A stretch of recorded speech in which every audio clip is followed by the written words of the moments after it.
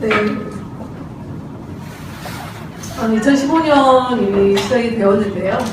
저희가 이렇게 새해 첫 예배로 또 일산 지역에서 이렇게 모이게 되어서 저는 정말 감사한 것 같습니다. 우리 새해가 좀 지났지만 그래도 이렇게 오늘 자리 배역이 이렇지만 그래도 앞뒤 옆을 이렇게 보시면서 새해 인사 한 번 더 과하지 않게 주변분들과 한번 나가보시면 어떨까요? 네.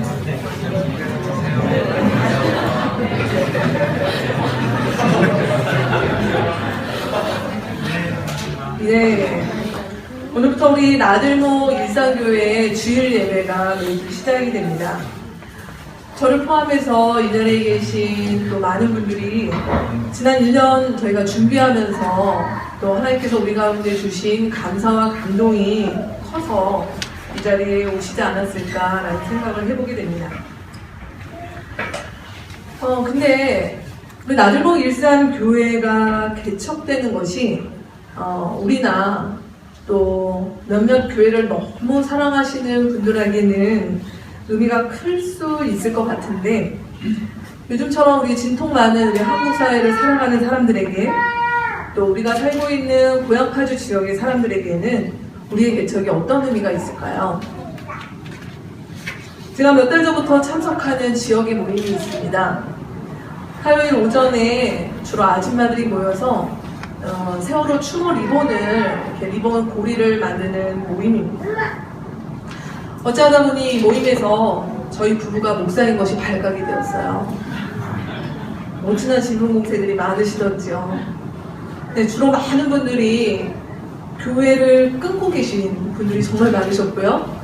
또 교회에서 고통당한 경험들이 너무 많으셔서 그 하소연을 굉장히 많이 들었습니다.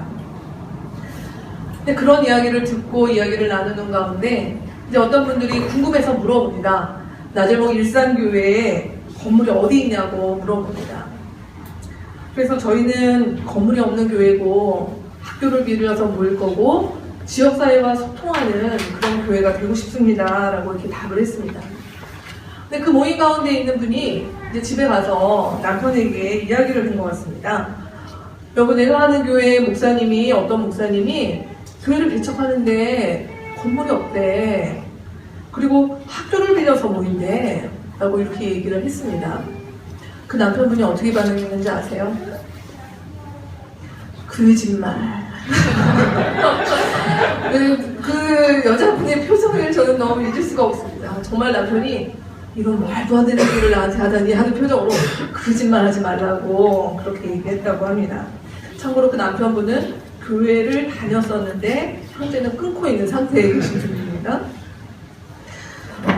학교 빌려서 모이는 교회가 저희가 처음이 아닌데요. 남편분이 아마 이런 쪽으로 정보가 없어서 이렇게 얘기하실 수도 있겠지만 제가 그 얘기를 들었을 때 그 이면에는 말도 안 돼. 교회가 어떻게 건물이 없어. 건물이 얼마나 중요한데 내 주변에 얼마나 많은 사람들이 교회 개척하고만 골머리를 앓는데 그런 게 없어. 라는 그런 어떤 말들이 이렇게 줄줄줄줄 이렇게 에코처럼 저한테 들리는 것 같았습니다. 뭐 이렇듯 교회에 대해서 가지고 있는 우리의 인식과 또 우리의 주변의 이웃들 간의 그 인식은 굉장히 차이가 큰 것 같습니다. 그들이 몰라서 그런 것도 있겠지만 아마도 우리가 제대로 보여주지 못해서 또 이 땅의 교회가 신앙과 믿음이라는 이름으로 너무 잘못한 것이 많아서 또 그런 일들에 기인한 것이 아닌가라는 생각이 들어 마음이 아픕니다. 오늘 이 자리에는 많은 분들이 우리 나들목 일산교회가 태동하는 또 하나의 교회가 태동하는 그 현장을 함께 하셨습니다. 지난 1년은 한 생명이 마치 어머니의 뱃속에서 있는 것과 같은 시간이었던 것 같습니다. 건강한 모교회의 든든한 후원을 받아서 우리가 무탈하게 성장하는 시간이었던 것 같아 정말 감사합니다. 근데 이제는 이 엄마 뱃속을 나와서 세상살이를 시작해야 되는 시점이 되었죠. 이 어린 교회인 우리가 과연 어디서 어떻게 시작하면 좋을지 고민이 됩니다. 오늘 우리는 말씀을 통해서 이제 새롭게 시작하는 우리 교회가 어디서 어떻게 시작해야 되는지 하나님의 말씀 가운데서 함께 인도받는 시간이 되었으면 좋겠습니다. 오늘 본문 말씀 우리 설교 안에 있는 히브리서 10장 19절에서 25절의 말씀을 우리 한 목소리로 같이 읽도록 하겠습니다. 그러므로 형제자매 여러분, 우리는 예수의 피를 힘입어서 담대하게 지성소에 들어가게 되었습니다. 예수께서는 위장을 뚫고 우리에게 새로운 살길을 열어주셨습니다. 그런데 그 위장은 곧 그의 육체입니다. 그리고 우리에게는 하나님의 집을 다스리시는 위대한 제사장이 계십니다. 그러니 우리는 확고한 믿음을 가지고 참된 마음으로 하나님께 나아갑시다. 우리는 마음에다 예수의 피를 뿌려서 죄책감에서 벗어나고 맑은 물로 몸을 깨끗이 씻었습니다. 또 우리에게 약속하신 분은 신실하시니 우리는 흔들리지 말고 우리가 고백하는 그 소망을 굳게 지킵시다. 그리고 서로 마음을 써서 사랑과 사랑을 공유합시다. 어떤 사람들의 습관처럼 모임을 그날에 하고 서로 격려하여 그날에 가까운 것을 볼수록 더욱 힘써 보이시다. 오늘 우리가 읽은 말씀에서 과거, 현재, 미래라는 시간과 역사의 흐름을 볼 수 있습니다. 본문 말씀에는 과거의 예수 그리스도의 십자가 사건으로 우리에게 살 길이 열렸다고 선언합니다. 그리고 현재 예수 그리스도의 십자가 사건의 그 결과와 효력으로 우리는 하나님 앞에 나아갈 수 있는 존재가 되었다고 선언합니다. 정체성의 변화인 것이죠.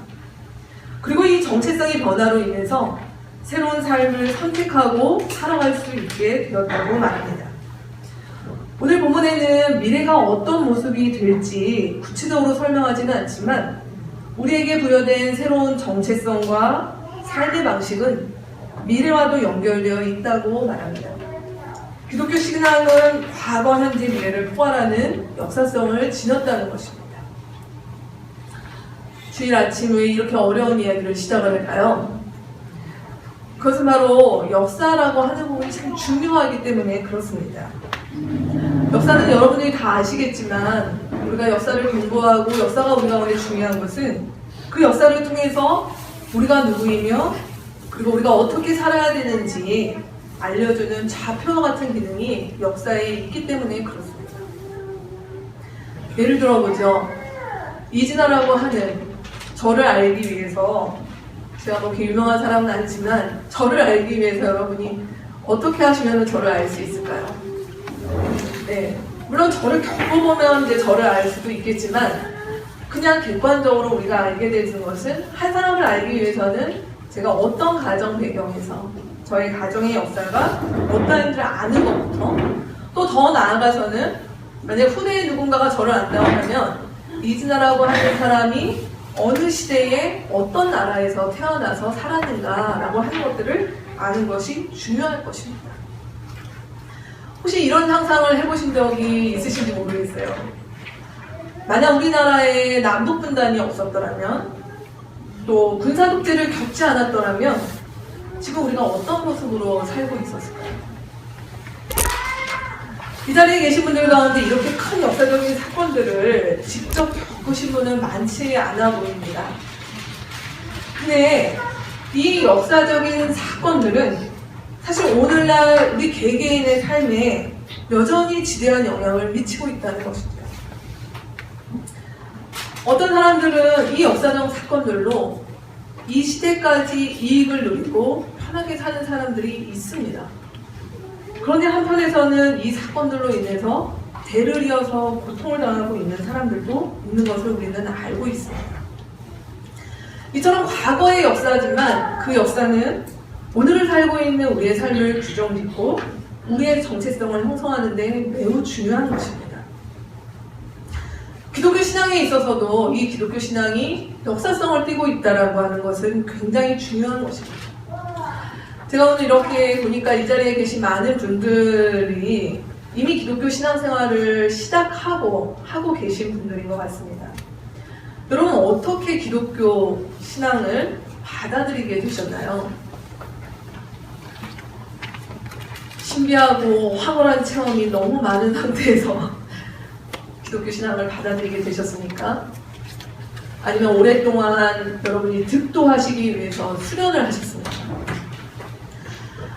저는 모태신앙으로 자라서요, 아주 어려서부터 그냥 신앙이 주입돼서 그렇게 성장을 했습니다. 하지만 조금 자라서 이제 나 스스로 생각을 하기 시작할 때에는 그 주입된 신앙에 대해서 한 번쯤은 회의를 하게 되고 질문을 하게 되는 것 같습니다. 이것은 비단 저의 경우만이 아니라 대부분의 신앙생활을 하는 사람 누구나 겪게 되는 일들이죠.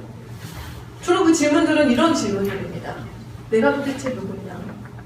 이 세상은 어떻게 만들어졌고 죽어서는 어디를 가는 것인가? 그리고 왜 이렇게 세상은 문제가 많고, 그리고 이 문제들은 도대체 어디에서 시작된 것인가? 신은 정말 존재하는가? 이런 본질적인 질문들을 아무리 평범하고 무난한 인생을 살아가는 사람이라 할지라도 생애 한 번쯤은 이런 질문을 하게 되는 것 같습니다. 그런데 그럴 때 기독교 신앙은 그런 고민과 질문에 대해서 당신에게 영적인 체험이 많이 필요합니다. 당신이 그것을 알기 위해서는 득도의 단계로 가기 위해서 아주 심오한 그런 수련을 하셔야 됩니다 라고 말하지 않는다는 것입니다. 오히려 그때 기독교 신앙이 제시하는 것은 바로 뭐냐면 성경을 알려주는 것이죠. 그리고 그 성경을 통해서 인간과 세상을 만드시고 인류의 역사를 주관하시는 그 하나님을 소개하는 것입니다. 이런 고민을 가지고 있는 사람들이 성경을 보기 시작합니다. 성경을 펼치니 우리 아까 어린이 예배에서 시작되었던 창세기 이야기부터 시작이 됩니다.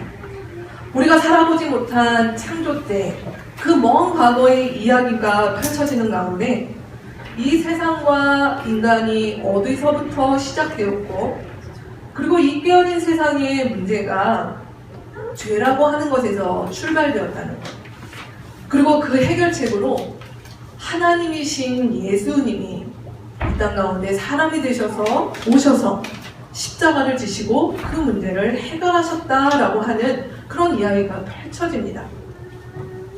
그런데 그냥 그렇구나 라고 하는 이 이야기가 단순히 이야기, 어떤 신화나 판타지가 아니라 성경은 무엇이라고 얘기하냐면 그게 역사적 사실이라고 주장한다는 것이죠. 여기서 기독교 신앙을 가져볼까 했던 사람들이 고민하게 됩니다. 이걸 어떻게 입증할 수 있어? 말도 안 되는 얘기 아니야. 이게 역사적 사실이라고 회의하고 질문하게 됩니다. 근데 그것을 그냥 전적으로 반박하기에는 이것이 역사적 사실이라고 말하는 역사 사료도 너무 많고, 그리고 이 이야기 때문에, 별거 아닌 것 같은 이 이야기 때문에 인생이 바뀐 사람들이 역사적으로 너무 많다는 사실에 주저하게 되는 것이죠. 그러면서 그 고민 가운데 그냥 이 단순하고 재미있는 이야기가 역사적 사실이구나. 그리고 역사적 사실일 뿐만 아니라 나의 인생을 진단하고 가치 있게 만드는 진리이구나 라고 하는 것들을 인정할 때 비로소 기독교 신앙의 세계로 들어오게 되는 것입니다. 그렇기 때문에 기독교 신앙이 역사성에 기초한다는 것, 다시 말해서 성경의 이야기가 역사 속에서 하나님께서 이 세상과 사람들을 위하여 행하신 일이 바로 역사적 사실이라고 하는 것을 받아들이는 데서 바른 믿음이 시작되는 것입니다. 이런 바른 믿음이 있을 때 바른 신앙생활이 가능하게 됩니다. 왜 그럴까요? 바른 믿음을 통해서 바른 믿음을 가진 사람들 안에 일어나는 변화는 바로 무엇이냐면 하나님과 나 자신과 그리고 우리의 이웃과 세상을 향해서 바른 시각과 기준이 되기 시작하는 것입니다.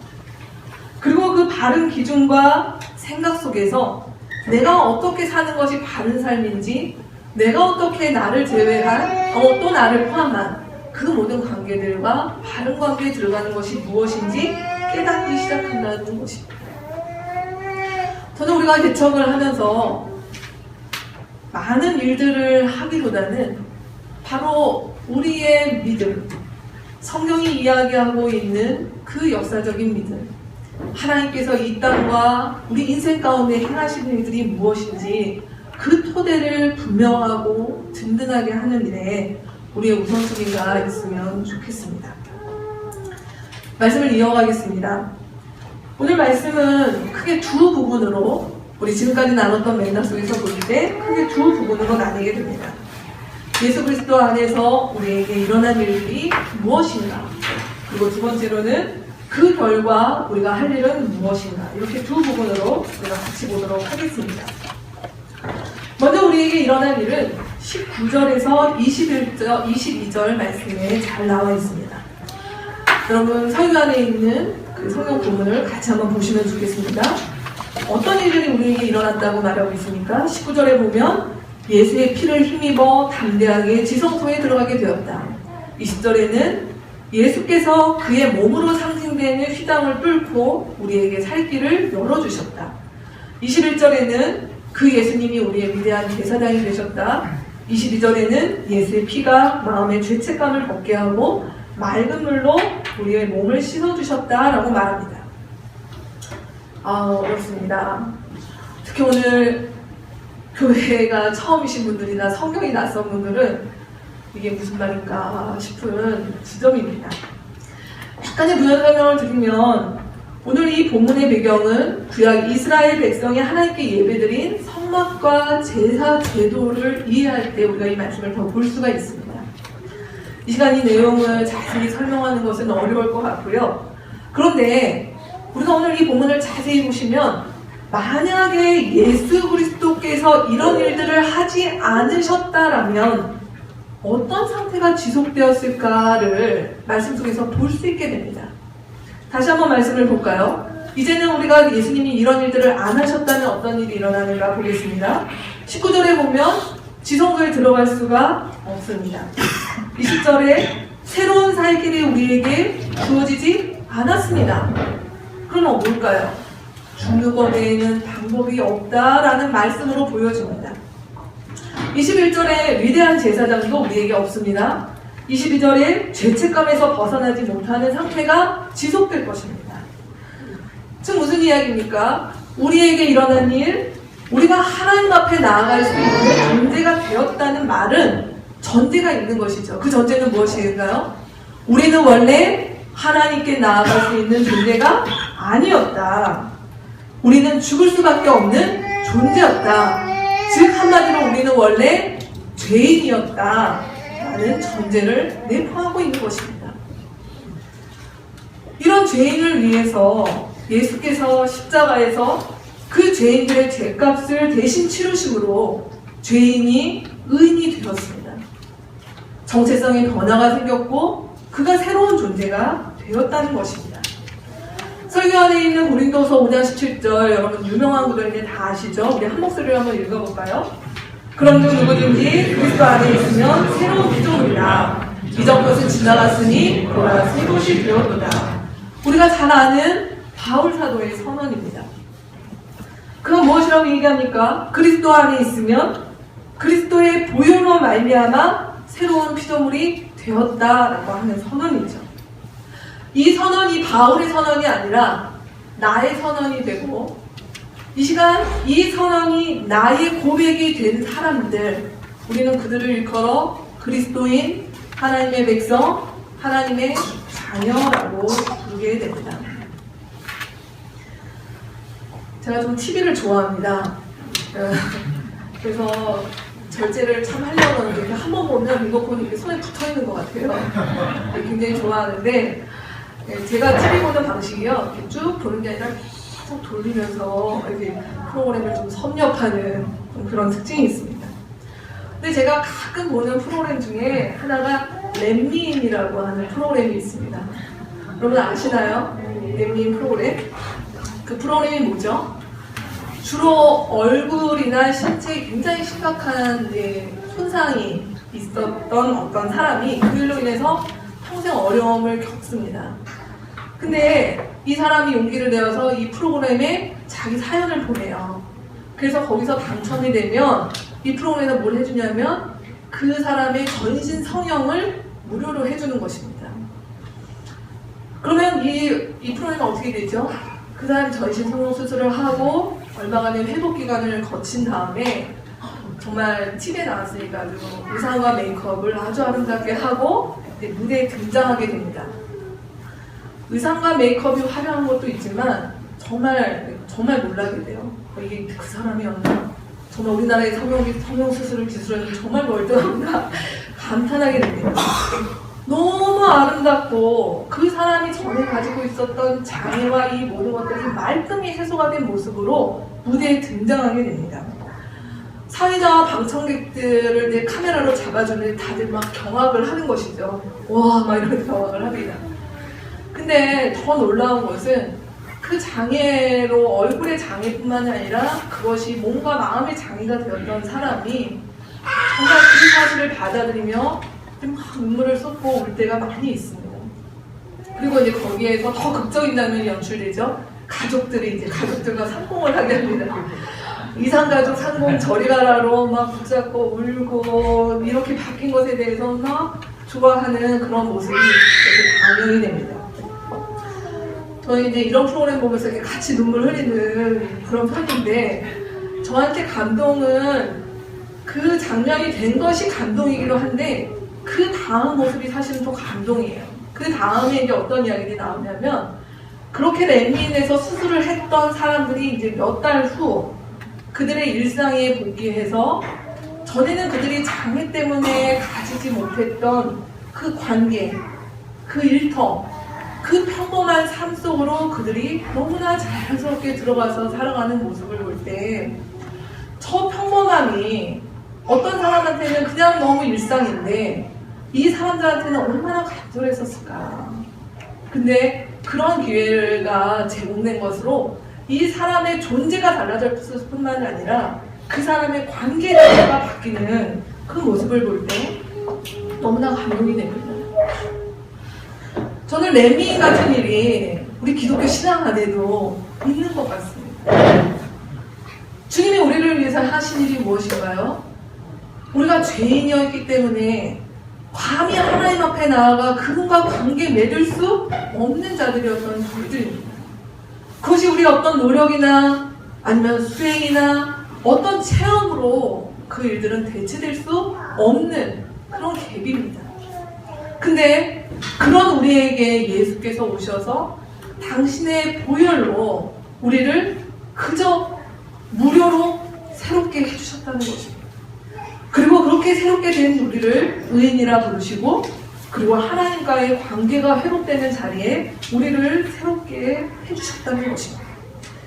이것이 성경이 말하고 있는 복음이요 진리인 것입니다. 우리 개척을 시작하면서 2015년 나들모 일산교회의 비전은 세상을 새롭게 하는 새로운 공동체 이렇게 정했습니다. 개척교회다운 비전인가요? 네, 우리 인원으로 이 세상을 새롭게 하는 이거 어떻게 해야 됩니까? 근데 우리 오늘 말씀에 비추어 보면 이 비전은 우리가 열심히 노력해서 도달해야 될 어떤 목표나 성과를 내야 되는 과업이 아닙니다. 이 비전은 이미 예수 그리스도 안에서 우리에게 부여된 정체성입니다. 이미 예수 그리스도 안에서 우리 가운데 주께서 허락하신 우리의 모습입니다. 우리가 세상을 새롭게 하고 그를 위해서 새로워지려고 몸부림치는 공동체가 되는 것이 주가 아니라 이미 예수 그리스도 안에서 우리 가운데 이 놀라운 은혜를 주셨다라고 하는 것입니다. 그래서 세상을 새롭게 하시는 하나님의 역사는 이미 시작이 되었고 그리고 이 자리에 있는 많은 분들이 그 은혜의 수혜자들입니다. 이제 우리는 하나님의 역사가 이런 놀라운 일이 이 세상 가운데 시작되었음을 우리 시대에 우리가 살아가고 있는 곳에서 드러내며 살아가면 되는 것입니다. 그곳이 어디일까요? 바로 우리가 살고 있는 이 고향파주 지역입니다. 우리의 직장과 가정입니다. 우리가 살고 있고 몸담고 있는 곳, 그것이 바로 이 새로움을 드러내야 될 바로 1차적인 가장 우선되는 세상인 것이죠. 우리는 특별히 이 고향파주 지역에 새로운 공동체가 되기를 꿈꿔봅니다. 단순히 이제 갓 개척을 시작했기 때문에 그 풋풋함 때문에 새로운 것이 아니라 바로 우리가 지금까지 함께 나눴던 그 복음, 우리를 새롭게 하고 우리를 의인으로 불러주시고 우리를 변화시킨 그 복음을 바르게 믿음으로 그 바른 믿음과 그 믿음 생활을 실천하는 건강하고 교회다운 교회로 우리가 이 지역에 뿌리내리길 소망합니다. 성경 우리 가운데 말합니다. 우리가 새로울 수 있는 일은 우리 교회가 뭔가 이 지역의 다른 교회와 차별되는 많은 이벤트와 사역이 있는 교회이기 때문에 우리가 새로운 것이 아니라 본질에 충실하는, 성경이 말하는 가장 기본적인 그 본질에 충실하는 교회가 될 때 우리는 새로워질 수 있다고 성경은 말합니다. 자, 그렇다면 이제 우리에게 주어진 이 새로운 이 의인됨을 누리기 위해서 우리가 할 일은 무엇일까요? 우리 22절에서 25절 말씀 다시 한번 읽고 우리가 할 일은 무엇인지 같이 보도록 하겠습니다. 같이 읽겠습니다. 그러니 우리는 확고한 믿음을 가지고 참된 마음으로 하나님께 나아갑시다. 또 우리에게 약속하신 분은 신실하시니 우리는 흔들리지 말고 우리가 고백하는 그 소망을 굳게 지킵시다. 그리고 서로 마음을 써서 사랑과 선한 일을 하도록 격려합시다. 어떤 사람들의 습관처럼 우리는 모이기를 불안하지 말고 서로 격려하여 기다리는 것을 볼수록 더욱 힘써 보입시다.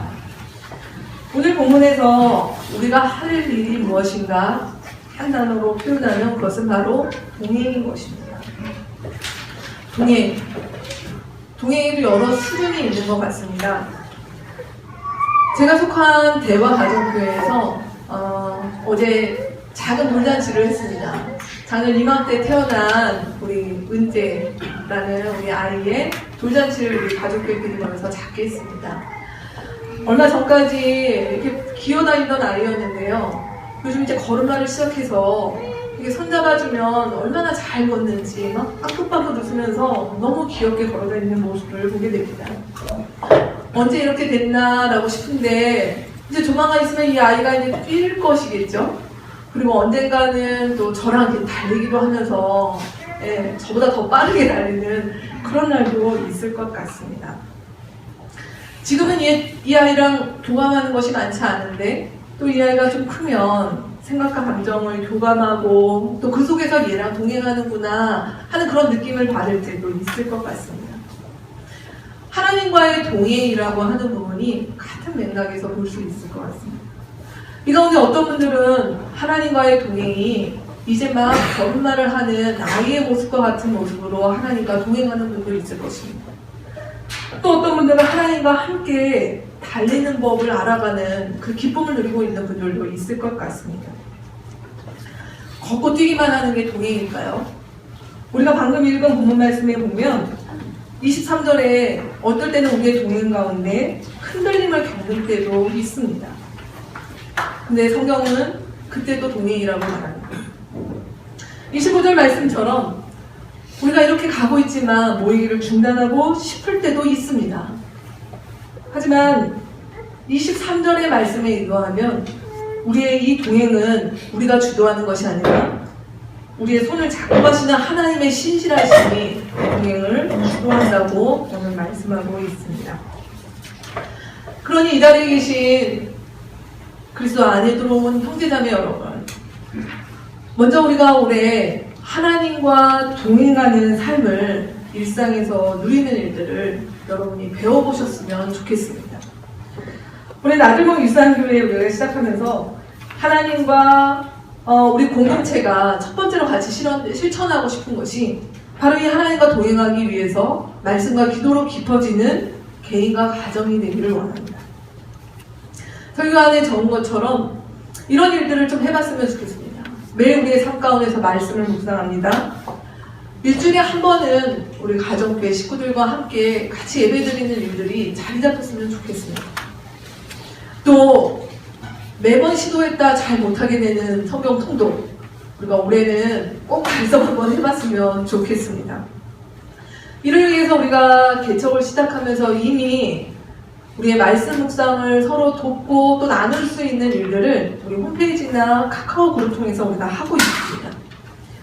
또 주일에 여러분이 가정에서 예배 드릴 수 있도록 이제 우리가 신방을 하며 각 가정마다 다닐 때 이 부분들을 같이 우리 각 가정의 남편과 아내, 아이들과 함께 나누는 시간 가지기를 원합니다.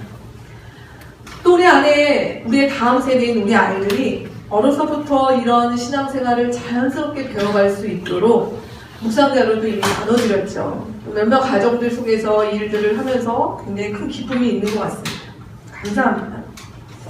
올 한 해 우리가 하나님 앞에서 살아가면서 어쩌면 가장 중요한 하나님과의 동행은 큰 일, 큰 기적과 환상을 보는 것이 아니라 그저 하루하루 살아가는 우리의 삶의 일상 가운데 그분과 한 걸음씩 나아가는, 그리고 그분과 함께 교제하는 그 일들이 말씀과 기도 가운데 있는 한 해가 되었으면 좋겠습니다.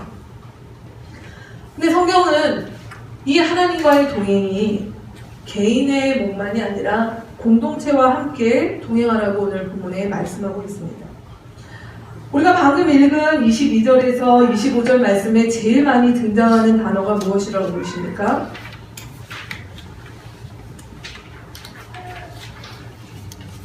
우리라는 말, 서로라는 말, 이 단어가 제일 빈번하게 등장하는 단어입니다.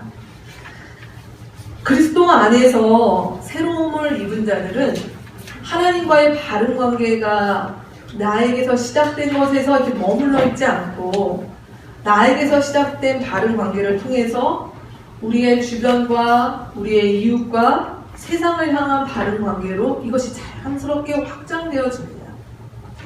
그래서 24절 말씀에 사랑과 선행을 격려하십시오 라고 하는 말씀은 소위 말하는 좁은 의미의 불의유 돕게 하세요 라고 하는 말씀이 아니라는 것입니다.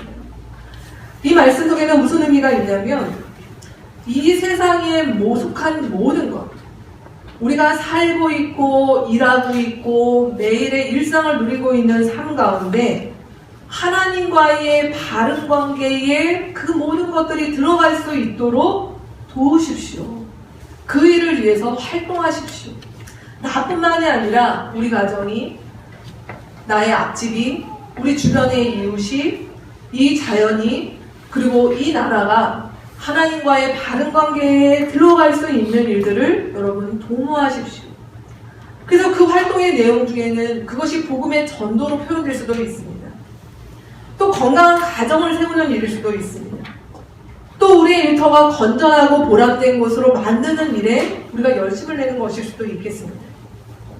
또 이 문제 많은 한국 사회에 정의와 평화가 증진되고 생명이 증진되는 그 일에 우리가 힘쓰고 애쓰는 모든 일들이 사랑과 선행을 격려하십시오 라고 하는 말에 포함된 내용인 것입니다. 나주봉 일산교회, 이 세상을 새롭게 하는 우리 교회가 두 가지 나머지 실천사항을 잡았는데요. 그 두 가지는 뭐냐면 공동체 내부적으로 또 공동체가 세상을 향해서 우리가 올 한해는 좀 이런 일들을 시도하면 좋겠다라고 하는 내용을 우리가 잡아보았습니다. 그것은 바로 뭐냐면 우리 나들목 일산교회는 가정교회라고 하는 모임으로 우리의 공동체성을 표현합니다. 그래서 우리의 가정교회 안에 사랑과 선행을 격려하는 가정교회로 우리가 서로에게 다가갔으면 좋겠습니다. 우리 가정교회 오는 식구들의 한 사람 한 사람, 한 가정, 우리의 자녀들을 돌아보면서 그 사람들이 하나님과의 바른 관계에 서도록 우리는 무엇을 할 수 있을까? 그것이 개인적으로 복음을 전하는 일이든 중보기도 하는 일이든 또 어떤 사람이 지금 육아나 바쁜 일상 가운데 치여서 삶을 못하는 사람이라면 우리가 그를 도와서 같이 아이도 보고 반찬을 만들어서 주기도 하고 이런 일들을 같이 도모하는 모든 일들이 바로 우리의 가정교회 안에서 서로 돌아보아 사랑과 선행을 격려하는 것입니다. 이 일들이 빈번하게 그리고 조금 더 수월하게 진행되기 위해서 우리 나들목 일산교회에서 함께 모여서 하는 일들을 하고 있는 사람들이 많이 있습니다. 이 교회가 개척되면서 서울에서 일산으로 이사 오시는 가정들도 많이 있었고요. 또 이번 달, 다음 달에도 계속 일산 지역으로 모여서 살고자 합니다. 왜 모여서 살까요? 그냥 외로워서? 그것이 아니라 오늘 말씀에 나와 있는 대로 우리 가운데 허락하신 각 가정들이 그냥 각 가정마다 하나님 앞에서 우리 가정 하나 세우기 바쁜 가정으로 살아가는 것이 아니라 우리가 함께 살며 우리의 아이를 키우며 우리의 일터와 삶과 가정과 이 사회에서 일어나는 많은 일들을 우리가 다 해결할 수는 없지만 하나님께서 우리 가운데 보내주신 그 사람들과의 관계들 속에 한 사람 한 사람이 한 가정 한 가정이 하나님과의 바른 관계에 들어갈 수 있는 구체적인 일들은 우리가 같이 모여 살고 또 그 모여 삶들 속에서 우리가 생각과 삶을 나눌 때 충분히 가능해 보인다라고 하는 것입니다. 그래서 거기 몇 가지 내용들 좀 적어봤습니다. 우리 이런 일들이 시작될 것 같습니다. 같이 아이를 키우기는 가정들 공동육아. 또 이게 요즘 다 맞벌이신데요. 집에 반찬 가게 가서 이렇게 반찬을 나오고 있지만 각 가정이 이렇게 조금씩 더 해서 같이 나눠 먹는 일들. 또 일주일에 한 번 이상은 같이 모여서 저녁을 좀 공동 식사하는 일들. 그리고 또 텃밭을 한번 가꿔보는 일들. 이러한 좀 작은 시도들, 평범해 보이는 작은 시도들을 통해서 이렇게 우리의 삶이 공유되어지고 우리의 삶이 사랑과 선행을 격려할 수 있는 그러한 장이 우리 안에 만들어졌으면 좋겠습니다. 세 번째로는 이렇게 사랑과 선행을 격려하는 일들이 그저 우리를 챙기는 일에만 있는 것이 아니라 하나님께서 우리 가운데 허락하시고 만나게 하시는 우리 주변에 찾는 이와 이웃을 향해 나아가는 그런 우리 교회가 되었으면 좋겠다는 것입니다. 여전히 일산과 또 고향 타주 우리가 살고 있는 이 지역에는 아직까지 찾는 이 비율이 높습니다. 단순히 우리는 그들에게 예수 안 믿으면 지옥 가요 이렇게 지금 접근하려는 전도를 하지 않았으면 좋겠습니다.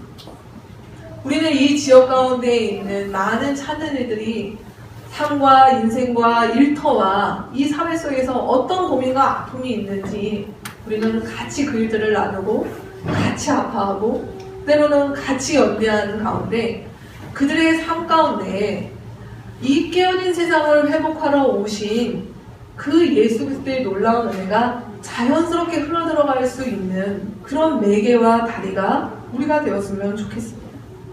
그것을 위해 이미 여러분 한번 생각해 보시죠.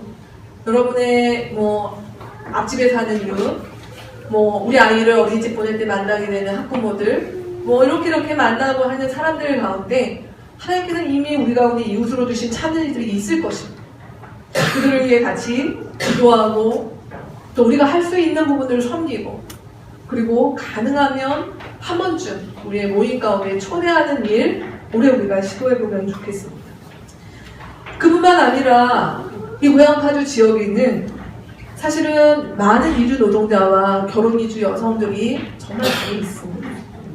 그리고 이 지역에도 여전히 빈곤층과 사회적인 약자들이 우리의 이웃으로 살고 있습니다. 그들을 외면하지 않는 교회, 그들을 찾아가서 그들을 섬기는 우리 교회가 되기를 원합니다. 그리고 거기서 더 나아가 이 지역에서 출발하여 우리 한국 사회와 또 감히 세상의 어떤 이슈들에 대해서 같이 연대하고 품을 수 있는 그 일들이 우리 공동체에 있으면 좋겠습니다. 말씀을 맺겠습니다. 오늘 우리 말씀 가운데서 주님은 우리를 세상을 새롭게 하라고 명하시지 않으셨습니다. 주님은 이미 그리스도 예수 안에서 우리를 세상을 새롭게 하는 공동체라고 우리를 부르셨습니다. 그렇기 때문에 이러한 비전이 우리 공동체의 과업이 되거나 또는 우리 공동체의 목표가 되는 일들을 경계하고 싶습니다. 이미 그리스도 예수 안에서 우리에게 주어진 것들을 선물로 누리고 또 그것들을 믿음으로 가운데 살아내는 우리 공동체가 되었으면 좋겠습니다. 2015년 우리 나들목 일산교회로 모이신 형제자매 여러분, 또 오늘 이 자리에 이 교회 개척에 관심을 갖고 오신 또 찬은이와 손님 여러분, 저희 공동체가 이렇게 나아가고자 하는 이 새로움과 또 이 동행의 이 발걸음에 함께하는 기쁨을 누리시는 여러분이 되셨으면 좋겠습니다. 초대합니다. 다음 주부터는 아까 광고에서 나왔던 대로 지금 함께 나눴던 우리 2015년 아들목의 비전들을 우리 월별로 조금 더 소상하게 나누는 시간을 갖고자 합니다. 그래서 2월에는 풍성한 삶의 초대, 그래서 기독교의 진리를 함께 나누는 시간 있습니다. 3월에는 이 복음을 받아들인 자들을 우리는 하늘가족이라고 부르는데요. 그 하늘가족이 누구인지 우리 나누는 시간 갖겠고요. 또 4월에는 이 하늘가족들이 함께 모여 가족교회로 모이게 되는데 그 가족교회가 무엇인지 함께 배우는 시간 가질 예정입니다. 그리고 5월에는 저희가 아직 서울에 있는 나들목 교회에서 정식으로 파송을 받지 않았기 때문에 5월에는 아마 나들목 일산교회가 모교회로부터 파송받는 시간도 있을 예정입니다. 올 한 해도 쉽지 않은 새해, 또 새해를 들어서 어둡고 안타까운 소식들이 범람하고 있는 것 같습니다. 우리가 이 시간 같이 기도하며 나아가고 마음을 모으기를 원하는 것은 하나님, 우리는 지금 작고 이제 시작하는 어린 공동체이지만 주님 우리를 통해서 이 고향 파주 지역에 그 주님의 은혜의 맑은 물줄기가 우리를 통해 흘러갈 수 있도록 인도해 주십시오. 그리고 우리를 격려하여 주시고 그리고 그 가운데서 우리의 손을 붙잡고 계시는 주의 신실하심을 경험하는 우리에게 하여 주십시오. 그러한 기도가 우리의 기도로 같이 모아지기를 원합니다. 같이 이 시간에 기도하겠습니다.